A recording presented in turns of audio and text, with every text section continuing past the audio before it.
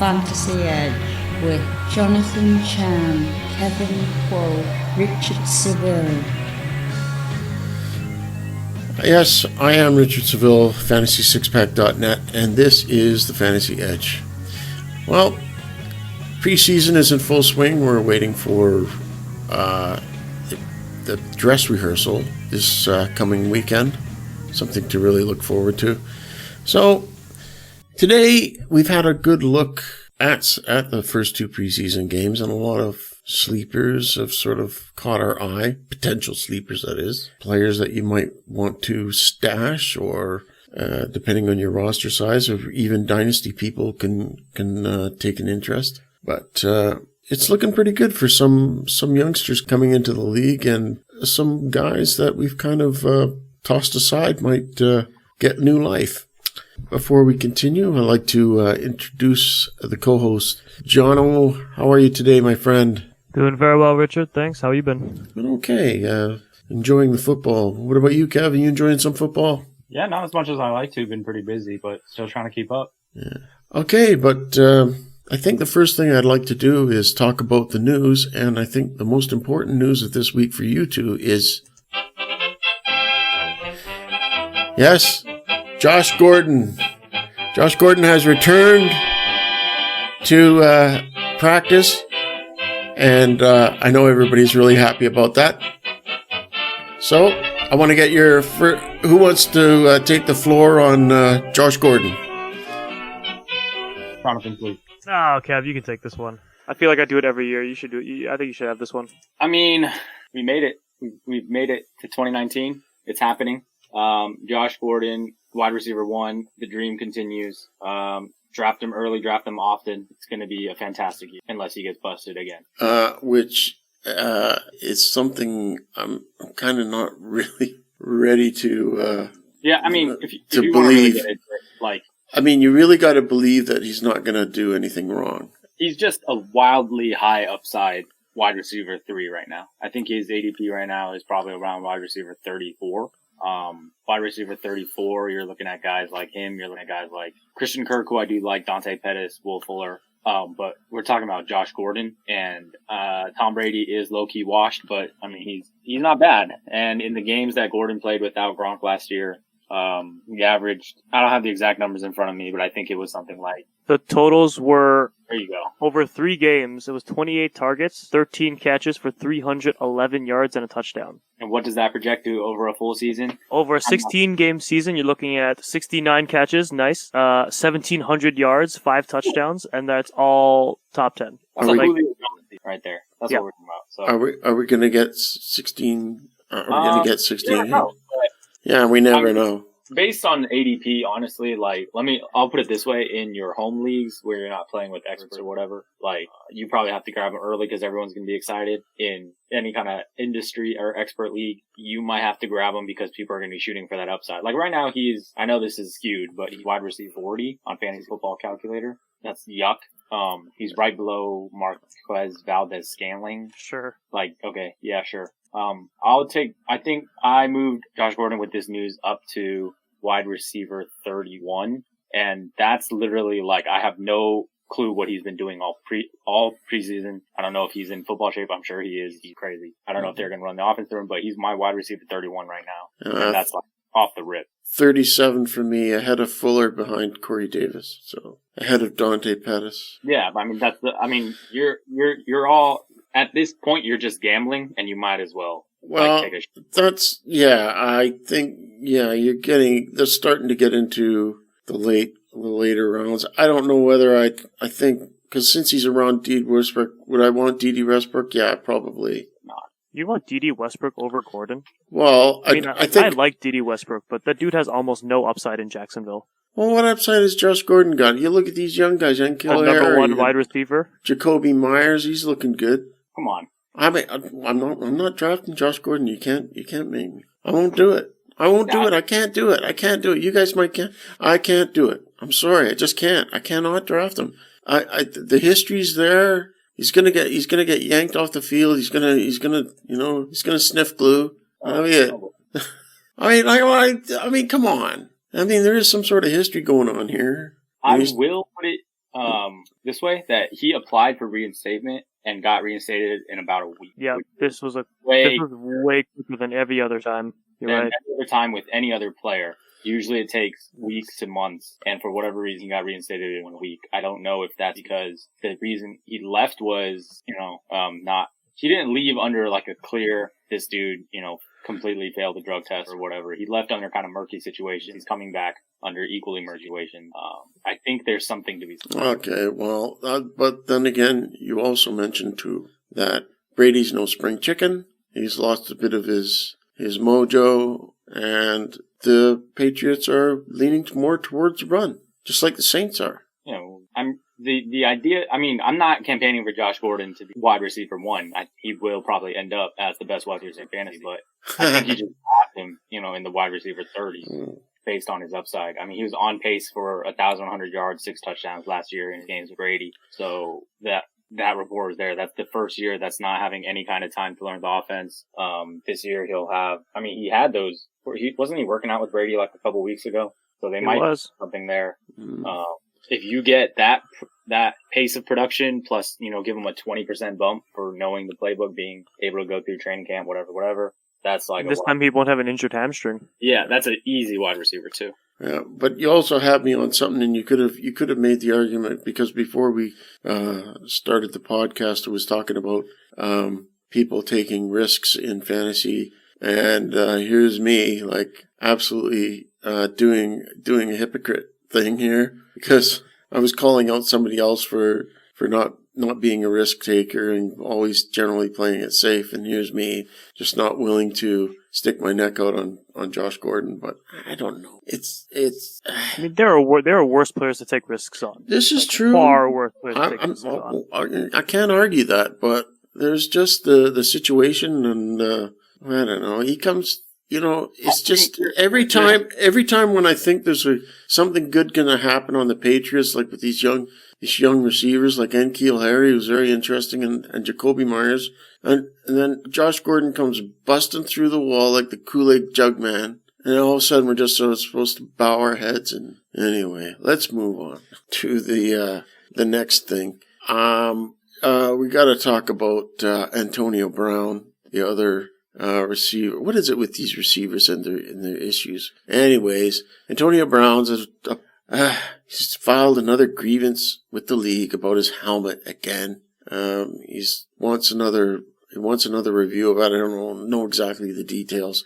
I think we're all getting tired of this. I just want him to just sort of move on from this and get used to a new helmet. I know he's sort of used to the old one, but with all this going on, you know what, Jono, it's are you drafting him where at his current ADP or ranking? Where is he?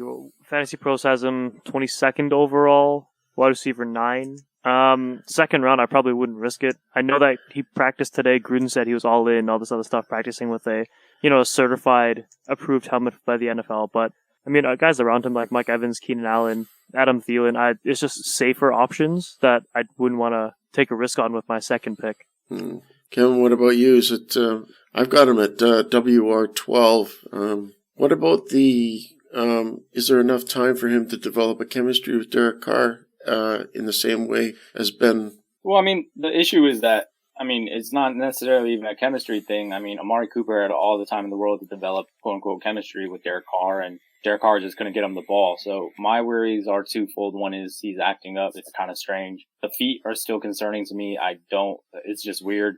The helmet just seems like a strange thing to me. I'm not really concerned with his games. I have him as wide receiver 14, mostly because I'm worried about Derek Carr. I don't know if he can consistently keep Antonio Brown within those ranks. Yeah, I've got him at WR12 in the similar, and I'm leaning lower as well. I'm always ready to push him lower at any given moment, but I don't want to. If he falls to me, like in late third round or early fourth round, I even still have to pause for thought. Do I really want to get into this?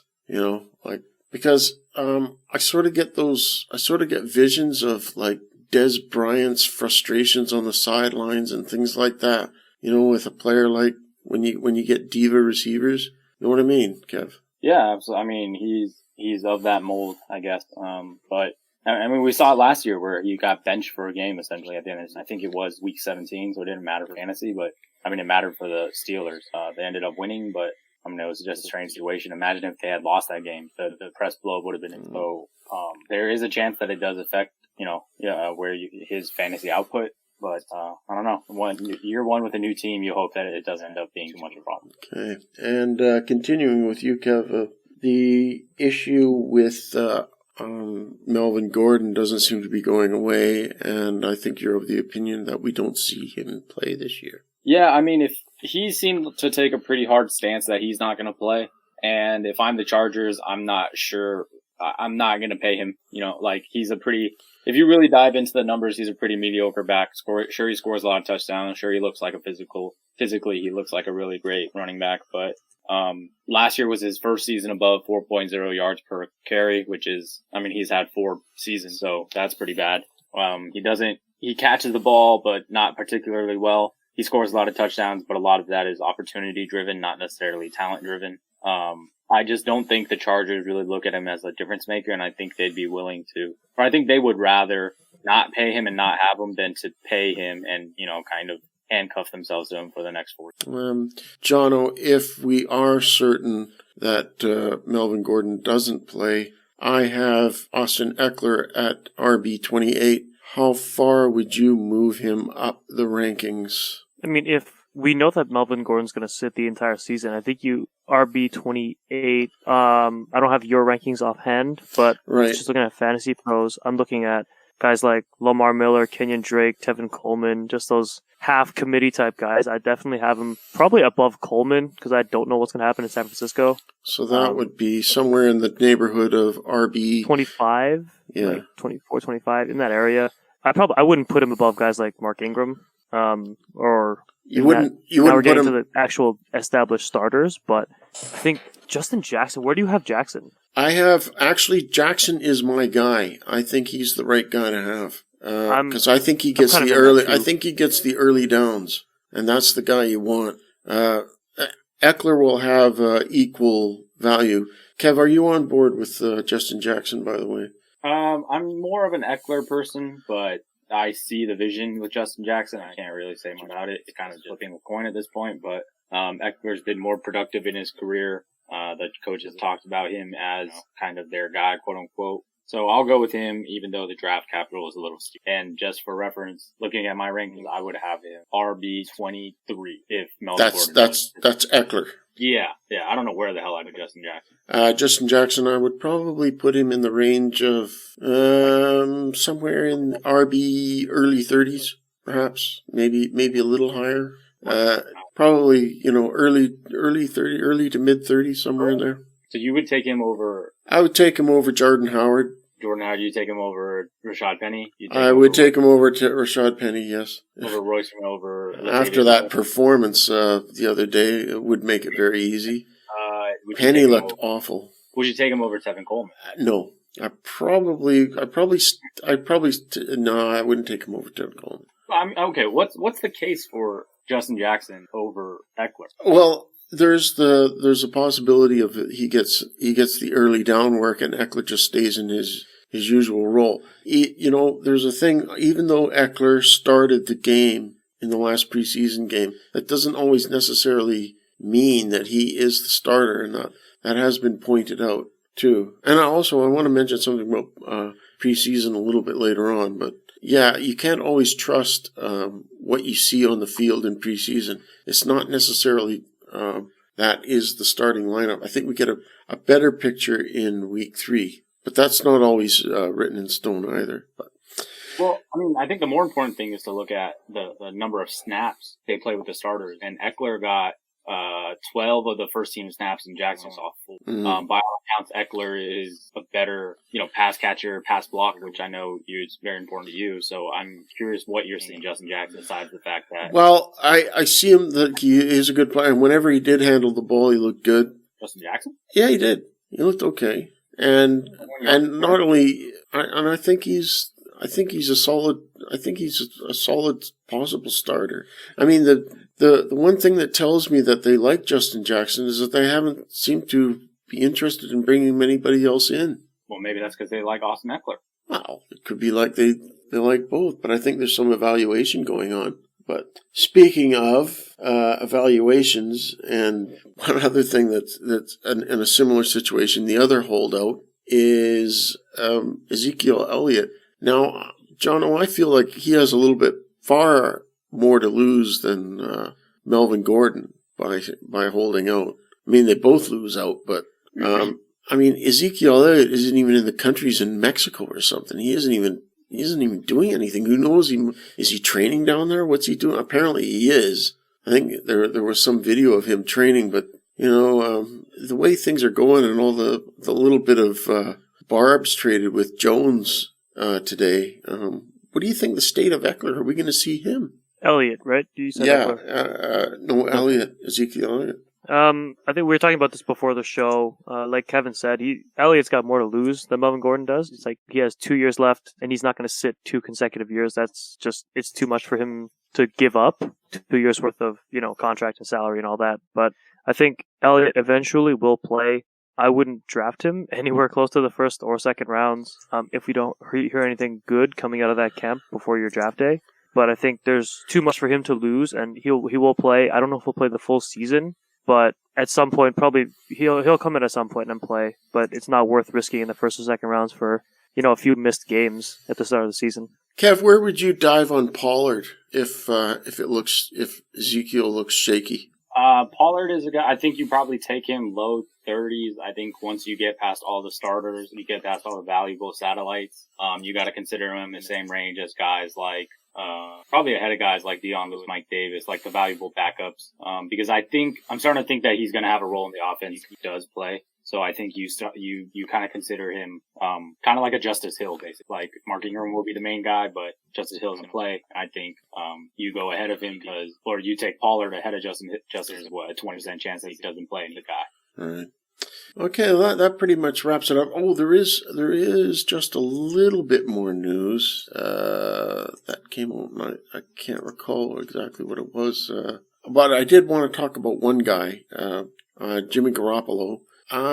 His news was that in this last preseason game, he 6 passes for -2 yards, 2 interceptions, and that's on the heels of they had an inter-squad practice and he threw 5 interceptions. I'm sure you've heard that.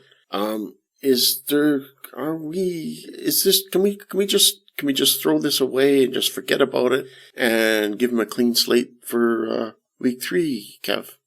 Yeah, I'm not really too worried about performance.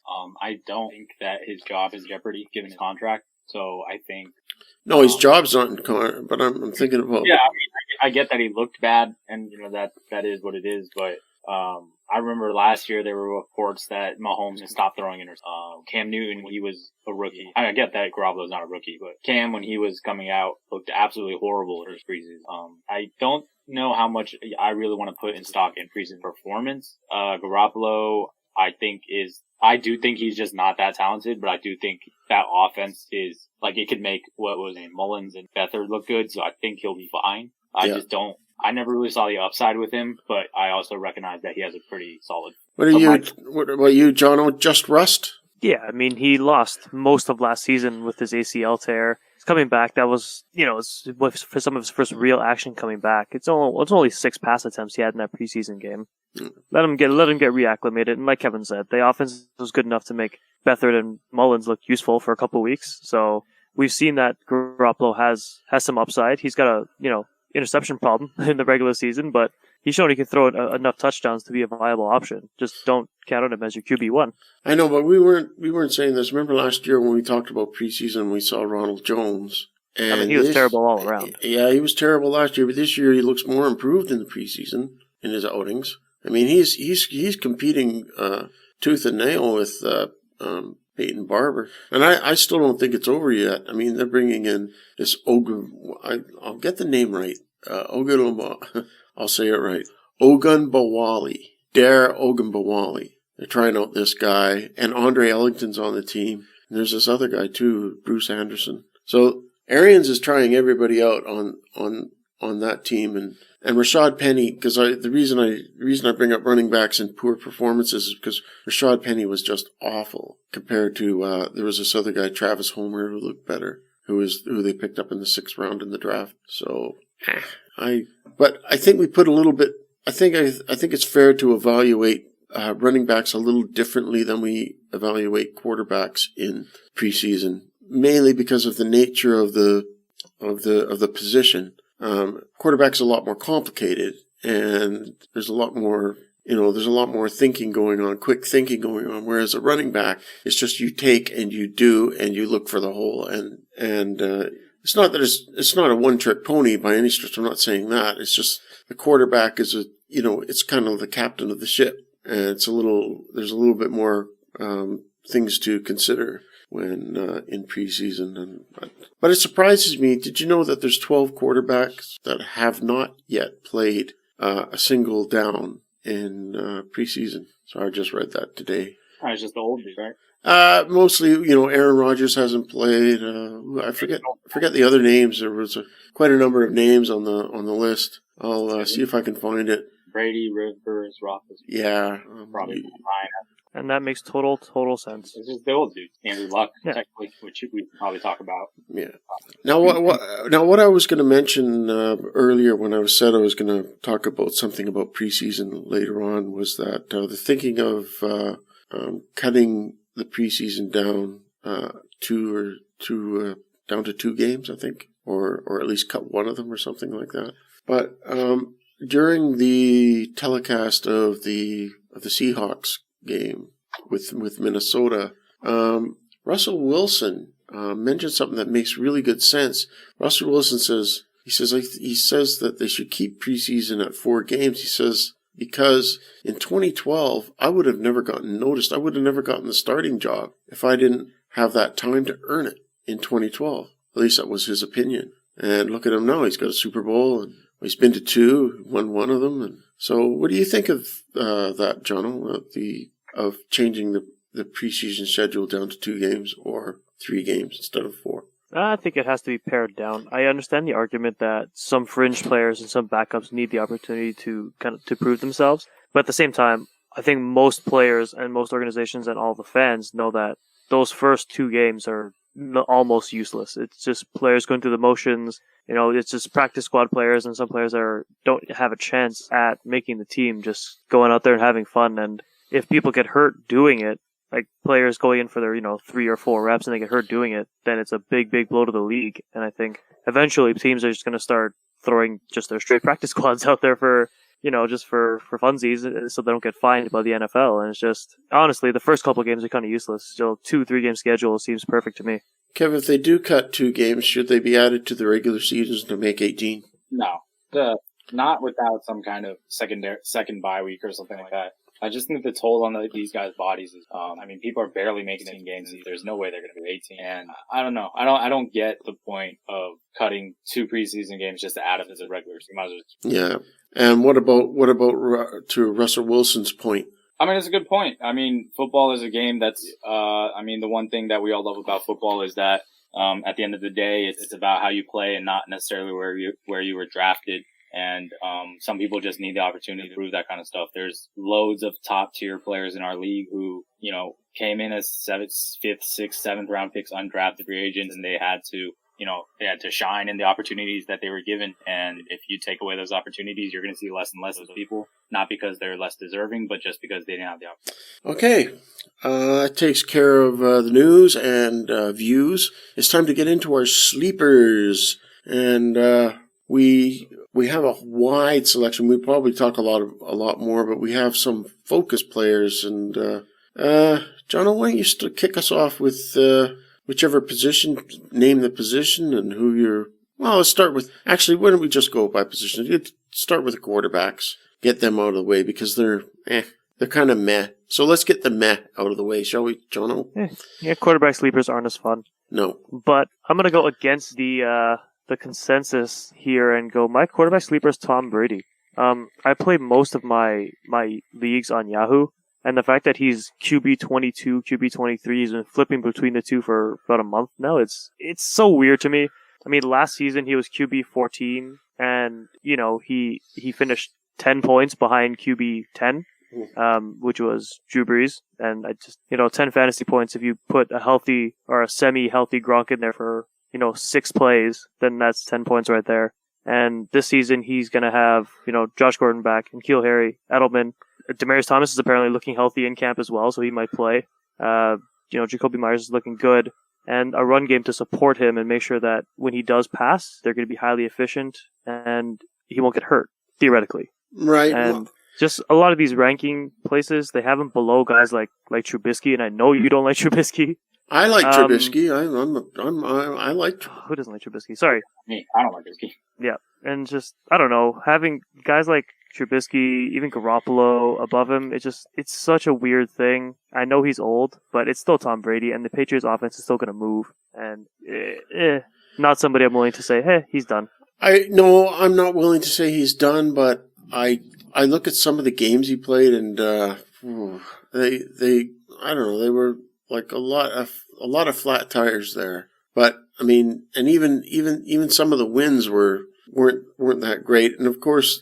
Belichick is helping him out with the running game, and all the characters are there, and they got this Harris guy in there now who's in the mix, and you still got Rex Burkhead around who's probably going to see work. It's always a mixed bag with the Patriots in the backfield, and they just keep adding, going from strength to strength in that department. So while I can see your point that Brady's always going to be Brady, he's the GOAT, and if you wait on a quarterback and you wait for him, you can wait for a lot worse. But I forgot to throw in my my other Brady stat.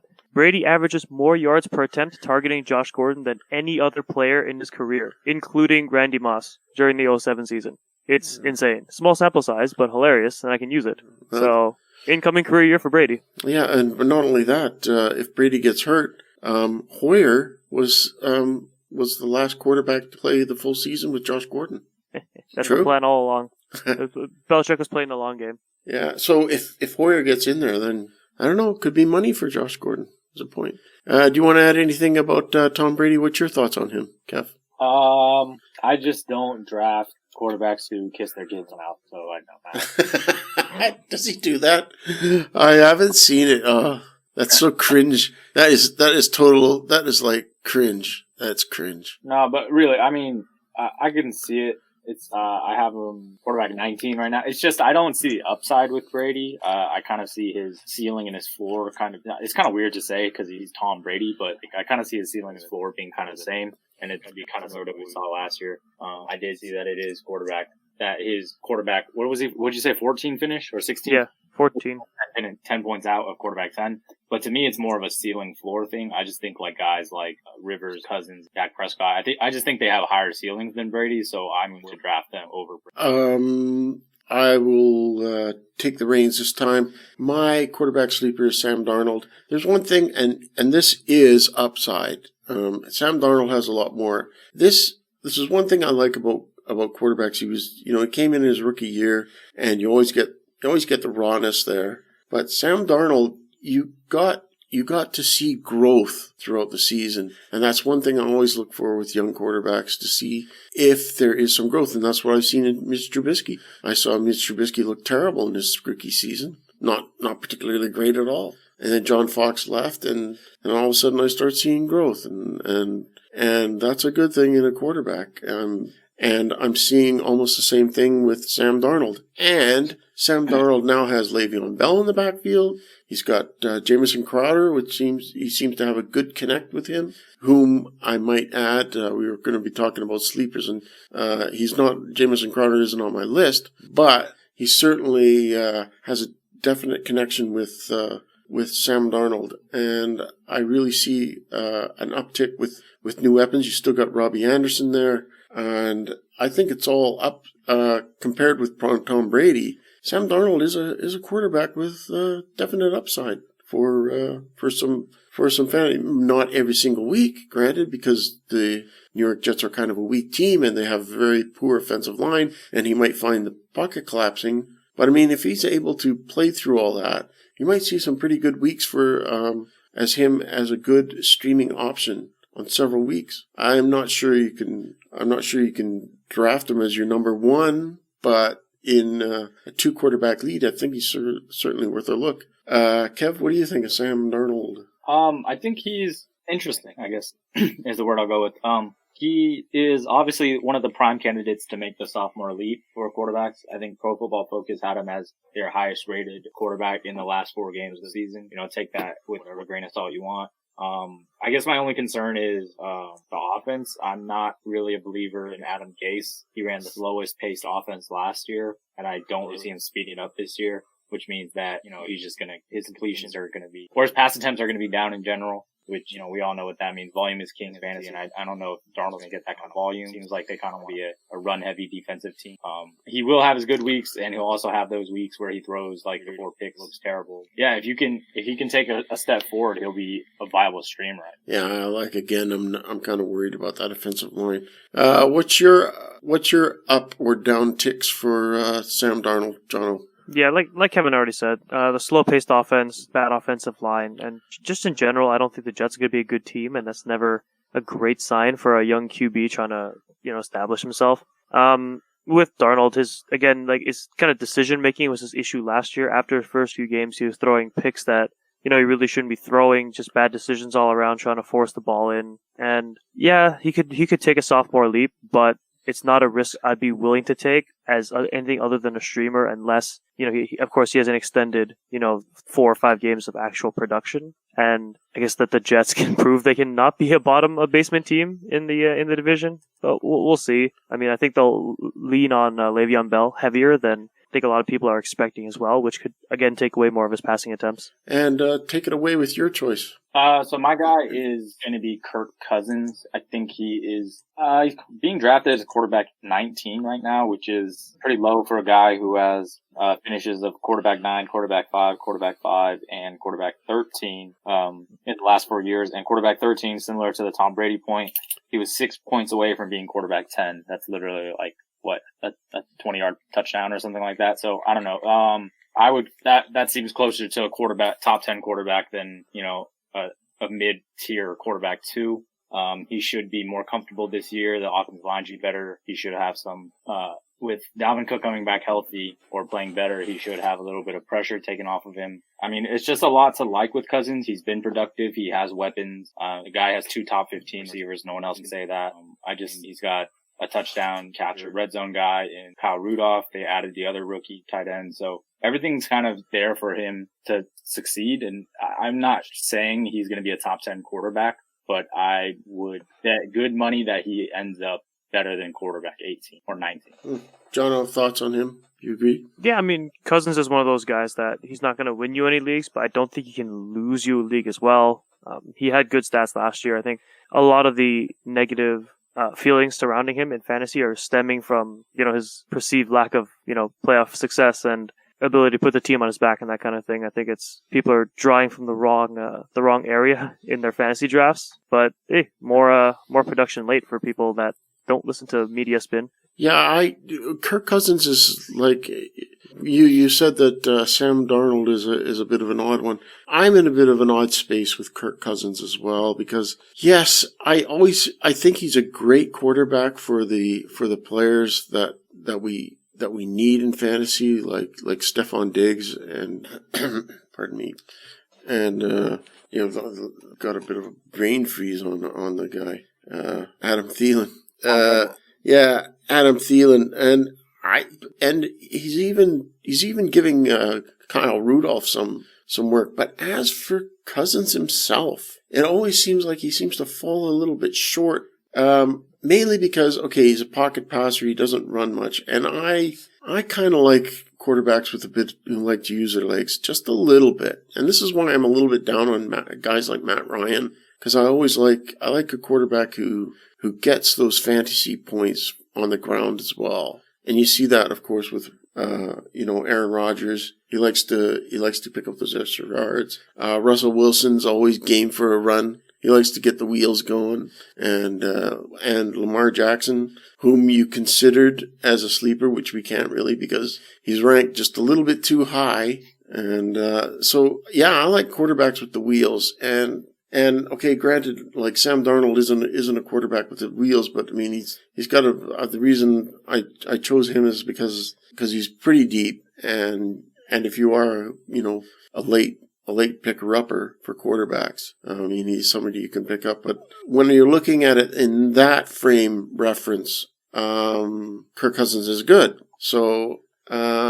But my personal preference, like, this is why a guy like Sam Darnold isn't really my personal preference, and neither is Kirk Cousins. But in the frame of reference for what you want, I think he's a good choice. But you're not always going to get great big weeks. So that's where I stand for him. And so I guess that pretty much wraps it up for our, unless you want to rebut anything. But Kev, why don't you continue on with your running back sleeper that we should. So my running back sleeper is Matt Breda. I think Jonathan mentioned it earlier ago. We just kind of don't know what's going on with the Niners backfield besides that Jerick McKinnon is going to be on IR. So between Coleman and Breda, if you're going to make me pick one, I would rather have Breda at running back 42 than running back 30. I think they're kind of similar type players, but, draft capital is the thing that matters. If you want me to spend less on, if I can get Matt Breda, 3 rounds later, I'll take him. I think he's just as talented. Last year he was great, even though he was coming on and off the field with injuries every single play, it seemed like. Coleman's not the healthiest guy either, so that's kind of a risk you got to take with either of them. And I think in that offense is, just going to churn out a productive running back no matter who it is. So I would like to have Breda at a discounted cost. And I think he has to really... Yeah, he does. But they all do. Even Mostert, he played a little bit of... he had a few snaps and Mostert even looked good. So it's a 3-headed monster instead of a 400 monster. I'm kind of glad it really helps your case that McKinnon, as you say, is going to most likely go on IR. So I think that's a fair point. How do you like this backfield, Jono, with and Matt Breda? I like the backfield for real life purposes. I think they're a dynamic, great backfield, but for fantasy, it's going to be a massive headache. Either one of these guys can get injured or take the lead back position or role without any notice or no regard for anybody's fantasy lives. So yeah. I think that's why both of them are ranked, past RB25. There's a lot of risk in both of them, but there's a lot of upside as well. I think both of them are huge risk and high reward guys that honestly I don't really know how to choose between the two. I'm sure I'll pick the wrong one, so I'll let everybody know once my drafts all get done who I picked, and you can choose the opposite. Who you got, Jono? I'd probably take Coleman just because he's slightly less injury prone than Breda was, right. And if he can stay on the field there, he'll be fine. And he's got the rapport in the Shanahan offense already, so it gives him he's been successful in the offense already, and if he stays on there, he should be okay. But you never know. And you might as well now that you have the floor, you might as well continue with our next sleeper. Yeah, my sleeper, not really a sleeper-ish, Latavius Murray. I mean, he's been semi-successful in the last few years, and now he is the backup for Alvin Kamara in New Orleans. He's going at RB 33 right now on Fantasy Pros, but, I mean, this is the same position that we took, or people were taking Mark Ingram in the 4th round last year, and he was being suspended the first 4 games of the season. And if people are willing to drop, a 3rd, 4th round pick on Ingram while only going to play a max of 12 games, why is Latavius Murray going, 80th overall, RB 33? Of course, he's not as talented, or he's not going to produce like Mark Ingram did, but he's still a guy that's going to work into a prolific offense. He's going to, if Kamara gets hurt, then he immediately moves into RB1 territory. And even when Kamara plays, Sean Payton's already said that he's going to work that tandem, that committee backfield again. And Murray's going to get his fair share of touches. He might not be very as viable as Ingram was, but could do worse for a flex that late in the draft in a great offense like New Orleans. Kev, where do you got him ranked, and what's your take? I have him ranked, I think, mid-30s. Yep, 36. So RB 36, right above Breda, right below Freeman. Pretty much the same take as Jonathan. The Saints have said over and over that they're very happy with Mars' workload and don't want to overload him. They don't really see him as a 25 touch game guy. So that means that someone's got to fill in, which is going to be Murray. As far as I know, they don't have anyone else in that backfield possibly could take away from it. Taysom Hill. Yeah, okay. Taysom Hill will definitely take 2 minutes. But, Murray's got the role. He's got a history of unimpressive production, but still production. Mostly he's just going to fit into that offense. And, there's just not any points, but essentially free points from that Saints offense just there for him. Yeah, this is one of the setbacks that there is about Kamara's, because Latavius Murray is so good. He has the potential to vulture the touchdowns, and knowing how Sean Payton, he hates your fantasy team, and we've seen it so many times. And Latavius Murray is a good player. And although in the preseason we saw Alvin Kamara getting a good lion's share and sort of like what we think is the snapshot, Latavius Murray I've got him at RB29 because I feel like the way the Saints run things, it's not always going to be Alvin Kamara, as you say, Kev. They're not going to overwork him. This is why a lot of people like Alvin Kamara, but I just cannot see it being like Alvin Kamara is the thing. This is the thing is like you look at CMC, Christian McCaffrey. He doesn't have anybody to take away his touches, and that's why a lot of people are even taking him at number one, is because Alvin Kamara has this guy that is going to now they are saying that they might scale back CMC, but I don't know, with a guy that isn't as good, like what do you got? I mean, the Jordan Scarlett and the other guy, what's his name?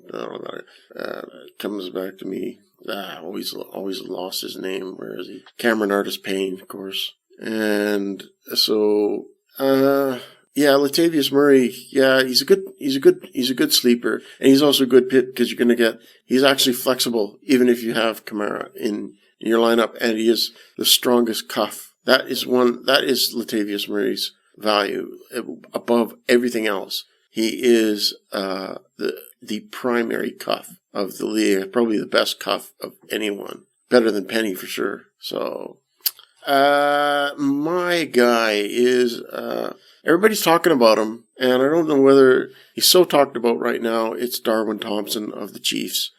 He's looking great in preseason. Number 25. This guy has got the moves, and everybody's talking about how Damien Williams, he just came in there. He's unproven for the long haul. He came in for when Kareem Hunt was suspended, and there's all this kind of talk, and a lot of it is getting scaled back now. But I just feel that Darwin Thompson is going to take over the offense. He's a bit of a risky pick if you go that route because it might not happen. And we still haven't. I mean, there has been talk if Carlos Hyde does not make the cut, then everybody will be diving on Darwin Thompson. But if Carlos Hyde makes the cut, that kind of clouds the issue a little bit and makes Darwin Thompson not so much. But I think he's still worth a grab anyway. Because I mean, heck, if you pick him up and it doesn't happen, you can just drop him. But the guy actually looks so like he belongs in the offense. He's leading the defender, and Damien Williams isn't really healthy at the moment, which doesn't help his case. So I'm quite down on Damien Williams, even though people are starting to warm back up to him. Because there was that point where people are kind of settling down from that. But I'm still on the hype train. I'm still on the hype train with Darwin Thompson, even though some people are deciding whether or not to get off. But I'm still on the hype train. What about you, Kev? Are you still on the hype train, or were you ever on the hype train with Darwin Thompson? With Darwin Thompson, yeah, I've been on the hype train since he got drafted, basically, and I looked at the depth chart, and it was Damien Williams, a career journeyman, Carlos Hyde, a career journeyman, and then Darwin Thompson in the fourth round.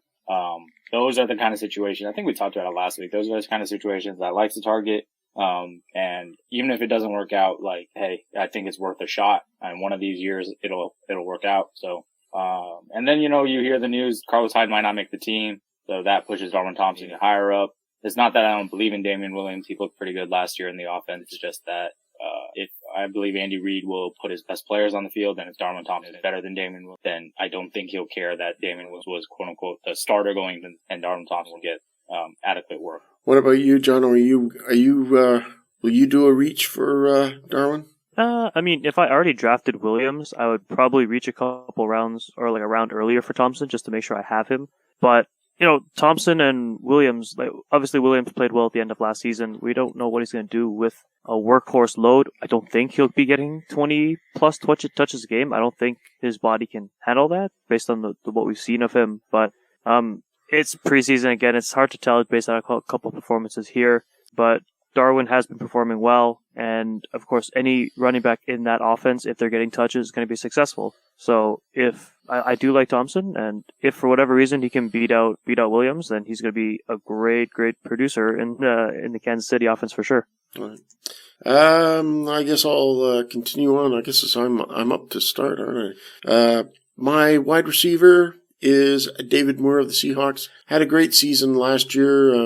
Came a little bit out of nowhere. He was an undrafted free agent originally, and the Seahawks are. He's gonna line up with Tyler Lockett, and probably DK Metcalf will be on the outside. I really like Tyler Lockett this year because he's fitting right into that Doug Baldwin role very nicely. He was made for the Doug Baldwin role, but you're gonna have the deep ball. And there's one thing I noticed about David Moore. He's good for fighting for the catch, and that's probably what has earned him a prodigious spot. There are other sleepers on the Seahawks. Like I've been watching Jazz Ferguson in preseason, but Jazz Ferguson, unfortunately, Jerron Brown is ahead of him. There's a lot of other players. Jazz Ferguson is actually just fighting to get to get a roster spot, and I think he'll get it based on his performance. But it just seems like Jerron Brown is kind of pretty established, and it looks like he'll be the opposite of in the three sets. He'll be the one with David Moore, but David Moore is going insanely low. I think people need to turn around and take a look at him, especially with Russell Wilson being more of the passer and less of a runner. Although, from what I saw in the last preseason game, it seems like Russell Wilson says, screw that, I'm going to run whenever I want to, which he does, and he does well with it. Actually, he's always safety first, which is good. But I still think that Russell Wilson is trying to do more of the passing, and their offensive line is improved. So, Kev, what's your thoughts on David Moore? Yeah, he's someone that I've had my eye on for a while just because the hype is there around Metcalf, but I mean, as we know, rookies sometimes don't live up to it. David Moore, someone who's proven he has rapport with us. And then, this most recent news that Metcalf is probably going to miss week 1, maybe week 2. Pretty hopeful. Moore is going to line up across from Tyler Lockett. He's already kind of established himself in Seattle. Yeah, I mean, I could see it. I mean, someone's, like you said, if Lockett steps into Baldwin's targets and touches, then theoretically that means Lockett's role is up for grabs. And see it either, or not role, but his volume is up for grabs, and who knows who's going to get it. Yeah, I really like Tyler Lockett this year. I think he's some guy. I mean, the Seattle offense is changing a little bit. And that was another thing too. I can't understand why people are scaling back so much on Russell Wilson. I think Russell Wilson, he loves to run the football. He's a baller that way. I mean, it's when the RPO is in there, is part of their repertoire. So, I forgot to let Jono have weigh in on David Moore. You go ahead, Jono. Yeah, I mean, like you guys said, he's in line for more targets. The only thing I worry about him is his consistency. Last year, he had a few good games, and then he did almost nothing in the games where he didn't get, a few targets in the red zone. That probably is going to improve without Doug Baldwin there. But, I mean, in the games, there are a few games he played without Baldwin when he was hurt or just wasn't getting targets after coming back from being hurt, and he still didn't produce. So we don't know what Moore is going to do with, I guess, extra coverage just being the number 2 receiver, or if he can be consistent if he's not getting, heavily targeted in the red zone. But again, he's a good of a target as any for a wide receiver 3. Okay, last but not, or actually, sorry, Jono, it's not last but last. You're up, Jono, with your choice. Yep. My sleeper is going to be for wide receivers, Michael Gallup. He struggled early in the season last year, just trying to get acclimated to the NFL. But toward the end of the year, he played really well, developed some chemistry with Dak, and actually got more targets after Amari Cooper showed up in Dallas. So that bodes well for him being the number 2 and having Cooper draw off some of the big coverage. If Cooper plays and he's hindered in any way by that plantar fasciitis that he's suffering from, he could be a decoy for a lot of the season, because as we know, plantar fasciitis doesn't really go away. It's probably going to be an all-season pain tolerance thing for Cooper, and if he's not able to take the full workload that he was probably going to get, then Gallup is going to soak up a lot of those extra targets, and he'll be a very, very sneaky pick for a wide receiver 3. Very sneaky. Kev, do you agree? Sneaky. Yeah, sneaky, sure. I think Gallup really suffered last year. I saw a thread on Twitter. I'll try to find a retweet that. He had 33 catches for 572 touchdowns as a rookie, but someone put together a string of clips where he was just wide open down the field, and Dak just on 7 deep passes. I mean, if you tack on 7 touchdowns and you tack on whatever yardage you're getting from that, you're looking at a Calvin Ridley type season. So I don't necessarily buy into that. Like, you can't just give him those stats, but I think the talent is there. I think, like you said, with Amari Cooper and his injury history, there's potential for some residual fantasy scoring from the rest of that pass attack. Gallup's just someone who's being overlooked a lot. I think he's wide receiver 50 something right now, which seems pretty low for a starting wide receiver in a pretty good situation. I like the pick. He'll probably be what I'm targeting. Yeah, he's a good pick because that very injury you talked about, Jono, was something I looked up this week, and it is painful. It's not something easy to play through. It's not a major injury, but it's a painful one, and it sort of has a lingering effect. And there's also, even were Amari Cooper to be healthy, I would still, there's lots of targets to go around here in this offense, and it would really help matters if Zeke got back. That's the only a little bit because that passing game needs to be opened up for Dak Prescott, because Dak Prescott, let's face it, he really needs a running game to be established to keep the defenses on their toes for the run, so that he can find an open receiver, which I've found that Dak Prescott he's a little bit,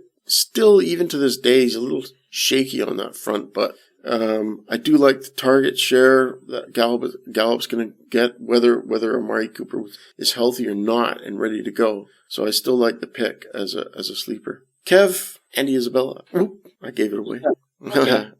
Andy Isabella, a little bit of a deeper sleeper this for me, but I want to buy into the Cardinals offense. I know it's looked a little shaky in the preseason, but I believe in the air raid concepts, and I believe the fact that their defense is going to stink to throw a lot. So if you're looking at the receivers there, Christian Kirk is the highest rated one, obviously. There, Fitzgerald is a legend, obviously. Neither of those two are like super speed guys necessarily. So enter Isabella, 5'9", 4'3", 140. Definitely a speed guy, but doesn't play like a little guy. He kind of plays more like T.Y. Hilton, where he's on the boundaries, but fast. He showed off that speed in, I think, a touchdown. But I think he adds a little bit of juice to that offense. I think if he can grab the wide receiver 3 spot, it'll help that. Keaton Butler is probably going to go on IR.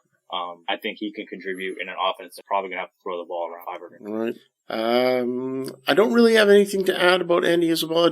I don't really know too much because I've been following other players in the offense. I've seen a little bit of him in preseason. But the other guy who was even deeper than he is on the team is I'll just get his name up because Trent Sherfield and Hakeem Butler. They've gotten a whole bunch of new guys. Although Hakeem Butler is injured, he might be put on IR himself. But Andy Isabella is way up there. I saw some of him. He's kind of got that. I don't know how you put. He's got that. He's white. Well, no, I know he is, but no, he's got that look of that kind of Julian Edelman type of receiver. Yes, sneaky athleticism. No, it's not. That's the word you're looking for. You watch that guy; he's fast, big time. Yeah. we'll have to do rapid fire because with our last ones, with our last bunch, we'll just do really rapid fire, just with the tight ends and some other quick picks. So why don't you start us off, Jono, with we'll just go through these really fast, rapid fire. We won't comment, just you got the floor, and then we'll move on. Okay. Tight end sleepers, Will Dissly. Targets have to go somewhere. He was a good tight end before he tore his ACL last year. Should I keep going with my other running back? No, Kev, get your tight end. Yeah, tight end. Jordan Reed is the guy that I've been looking to. Tight end 15, you can basically get him for free in every single draft you want. Someone's got to catch balls on the Redskins offense. I'm not buying his Dawson, McLaughlin, Lauren, and what's his name? Trey Quinn. All too much. I think Jordan Reed will be the guy, but all accounts out of training camp is that he's healthy and ready to go. When he's healthy, he's one of the best tight ends in the game. So even if you draft him at that draft capital and you lose him after week 5 or whatever, it's not really that. Matt Lacoste, we talked about him before. He's the tight end, number 1 starting with Tom Brady. And although Ben Watson is due to come back, Matt Lacoste has time to establish himself. I think he's worth picking. If you think that Brady wants to utilize a tight end in the same way that he did with Gronk, take a chance on Lacoste. Moving on, I also have for another running back is Justice Hill of the Baltimore Ravens. I really think that if any situation happens that where if Ingram gets hurt or anything, I think Justice Hill is the guy. Everybody's going to be diving for him. If you draft him and just hold on and stash him, I think he's a guy to stash. I think you'll see him sometime in the season and he'll take over. Kev? So my guy is someone you mentioned earlier. I think his name is Dare Ogunbowale. Well said. Yeah, I mean, he's just, like I was talking about with the Chiefs, he's in that type of situation where neither of the guys in front of him are very impressive. So if you're telling me there's a chance, I'm in. Jones is not boring, but he hasn't played well even this preseason. He's now dealing with a knee injury. Barber is the definition of boring. So Ogunbowale, pretty impressive this preseason so far. I think he'll probably win that third running back job as he can catch some passes too. I think Bruce Arians just came out and said that when talking about him, he said he's probably going to make the team. He said he's the second best pass protector on the team. I'm assuming that's behind Peyton Barber. All things are looking good for him. I think he's a pretty deep sleeper. Obviously, don't draft a 12 team. Keep an eye on him. Jono. My running back, second guy is Devin Singletary. He's behind LaShawn McCoy and Frank Gore on the Bills. Neither of those guys looked good last year. I know Gore looked good for a 35-year-old, but 36 now. And McCoy came off the worst season of his career. If either of these guys falters, Singletary's got the college track record, and he looks good enough to be able to take that lead role. On the turn. Second receiver sleeper would be Tyrell Williams. Simple as this. If Antonio Brown goes off the rails and doesn't play, Tyrell Williams is the number 1 receiver in Oakland. Kev? My sleeper wide receiver is in the Albert Wilson. He's a guy who was pretty productive last season before he lost. I think he got injured 6 or 7 and was out for the rest of the season. But in his first 6 games, caught 26 passes for 391 yards, 4 touchdowns. So that kind of production, probably about 900 yards, 9 touchdowns. That's pretty solid. There's no one really on that Dolphins offense really stood out. But I think Albert Wilson in the slot is going to do well with either Fitzpatrick, who like targeting Adam Humphries a lot, or Rosen, who probably not the best deep ball thrower in the league. So I think either way, Wilson is a guy who's kind of a safety valve, should be good for like easy catches, easy yards for like a struggling offense, and pretty explosive. Guys, it's been a smash. Where are we at? Be sure to check out all the articles on fantasy6pack.net. Running a bit late, so for Jonathan Chan and Kevin Ho, I'm Richard Savill for the Fantasy Edge. We'll see you all next week, and take care and happy drafting, everyone.